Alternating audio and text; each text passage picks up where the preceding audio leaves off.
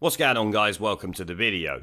Charles Moore, who appeared on the BBC Radio 4's Today programme as a guest editor recently, absolutely destroyed the Brexit bashing corporation during a talk with the show's presenter. He accused the BBC of having a preaching bias on climate change, Brexit and political correctness, making it essentially a nationalised cult that should be disestablished, and I think most of you, like me, would agree with him. So let's go over a few clips from the interview where he thoroughly annihilates them over the licence fee, Brexit, climate change and pretty much everything the biased shit show known as the BBC does wrong in this day and age. What is to be done with the BBC? Our guest editor, Charles Moore, was once taken to court and fined £250 for refusing to pay his licence fee. He is a campaigner against what he regards as the left-wing bias of the organisation, but he also thinks it's ridiculous that in the modern world people should have to pay the licence fee when many of them don't use the BBC's services.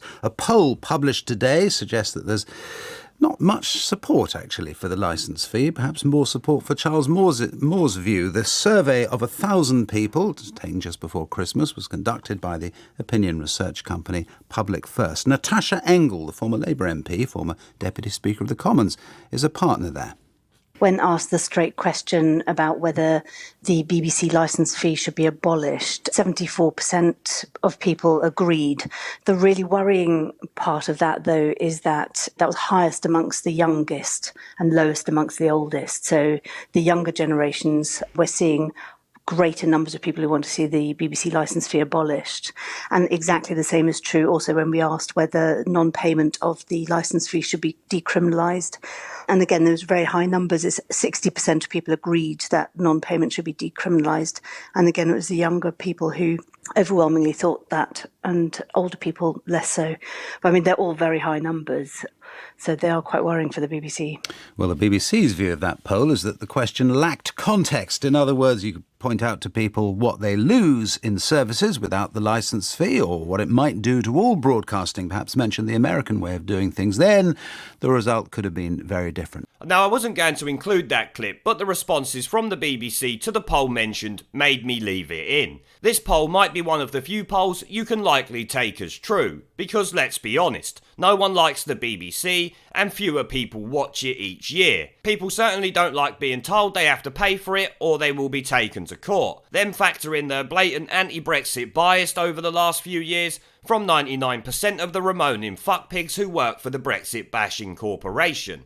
I am surprised it's not 90% in favour of scrapping the licence fee and any chance of criminal charges for not paying it, which actually has to be one of the most ridiculous laws the world will ever know. But like the Labour Party and most Ramonas, the BBC cannot see that the writing is on the wall. You heard the poll figures state that the younger generation are more against the BBC licence fee and criminalisation for not paying it than the older generations who have spent years paying for it and, in my experience, hate it just as much as the young generation do. The BBC's claim that if people knew what they would lose should the BBC's licence fee get abolished, they would change their mind is absolute bollocks. Almost on par with Jeremy Corbyn's claim the Labour Party won the argument, despite taking the greatest arse-kicking since 1935, or almost 85 years for anyone who went to the Diane Aberpotamus School of Mathematics. Perhaps it's the Liberal elite with their heads up their own arse that will never learn from reality, not just the current Labour Party, it would seem. But let's move on though, because Charles Moore has something to say about the snivelling shitweasels known as the BBC. Charles Moore told me why he believes the BBC's funding model is outdated. The case against the licence fee is that it's a poll tax bearing equally heavily on everybody, which means it victimises poor people. And it's a sort of nationalisation of culture. And this has become acute problem in modern times for two reasons.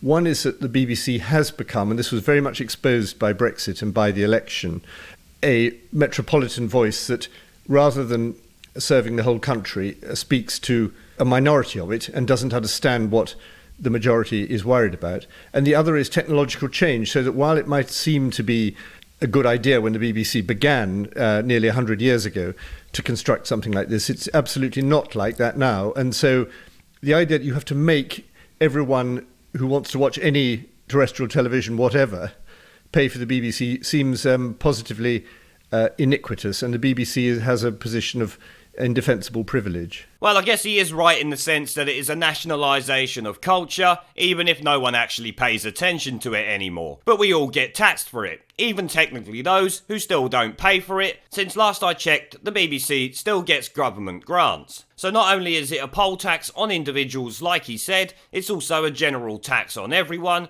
through money given to bolster the £3.5 million or more it gets from licence fees. He points out something we have all known for a long time, that the general election and Brexit has brought out into the open. That is of course the fact the BBC is the voice of the liberal elite in the metropolitan cities, with no clue or care for what the rest of the country thinks. But let's continue and see what else he has to say. And this metaphor about talking to yourselves is very important. The BBC sets itself up as objective and having high standards. We are getting preached at by the BBC every day. We get preached at about climate change, we get preached at about diversity, and we also get preached at about things we're supposed to disapprove of. So the idea of national independence, for example, which was the key idea behind the Brexit vote, has been constantly disparaged and tend to be discussed as if it were racist. And so I think it's very clear what we're supposed to think.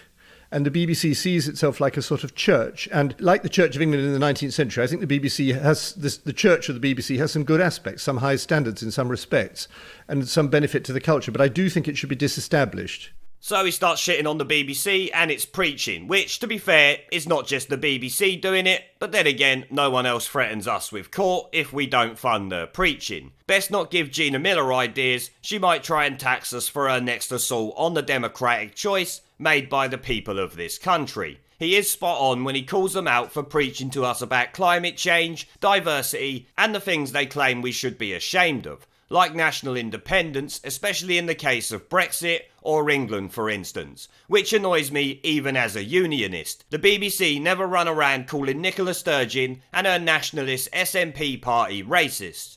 Yet any group calling for either British independence from the EU or English independence from the UK is a right-wing fascist group, and the supporters are a stupid bunch of racist gammon who don't know what they voted for. It's really amazing how that works. But I don't agree with him comparing the BBC to the church at all. Though I am not religious myself, I think it's disrespectful to compare the BBC to any religion. The BBC is in its own league of scummery, if you ask me. It's protected the likes of Jimmy Savile and who knows what else. The BBC is nothing more than a septic spot on the arse of humanity, and therefore should not be compared to anything except, of course, the BBC. But let's move on and check out the final clip.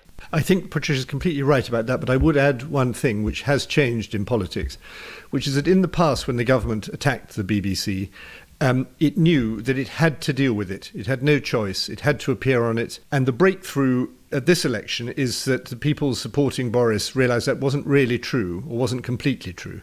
And therefore it's fine for them not to appear on the Today programme, or for Boris Johnson not to be interviewed by Andrew Neil, because they just don't have to. So I hope they won't be motivated by revenge, but I do think they will have a new sense of freedom compared with past government. In that clip, he points out something we all knew to be true long before the election. The BBC have no power over public opinion in this day and age. They are completely irrelevant to the conversation, as the election proved.